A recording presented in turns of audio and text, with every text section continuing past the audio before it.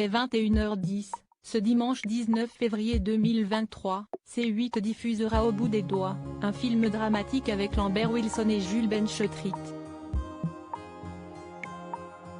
Le jeune acteur de 24 ans a dû suivre un entraînement particulièrement exigeant pour incarner le jeune prodige Mathieu Malinsky.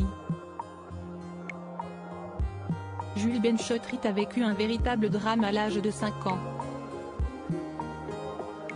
Sa mère, Marie Trintignant, disparaît tragiquement sous les coups de Bertrand Cantat.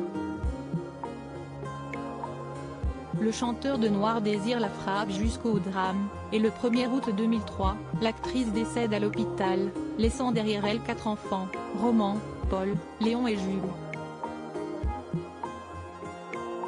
Son ex-mari, Samuel Benchetrit raconte les étapes de son deuil dans La nuit avec ma femme, un livre dans lequel il révèle avoir eu le chanteur de Noir Désir au téléphone le jour de la dispute fatale. Un épisode a glacé le sang, au cours duquel Bertrand Cantat avouait sans le dire le drame qui venait de se dérouler. Né en 1998, Jules Benchetrit a particulièrement souffert de l'absence de sa mère. Le fils de Samuel Benchetrit et Marie Trintignant a décidé de suivre les pas de Marie Trintignant et se fait vite connaître du milieu.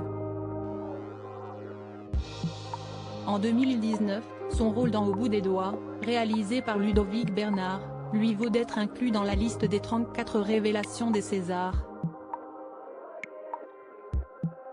Aux côtés de Lambert Wilson et Christine Scott-Thomas, le jeune acteur campe le rôle de Mathieu Malinsky, un jeune homme de banlieue qui se révèle extrêmement doué pour le piano.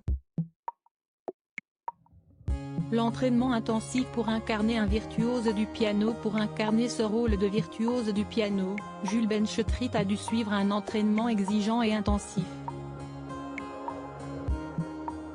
Dans les colonnes d'Allociné, le réalisateur a avoué avoir voulu confier le rôle à un véritable pianiste, avant de décider de laisser sa chance à l'acteur de 24 ans, qu'il juge magnétique.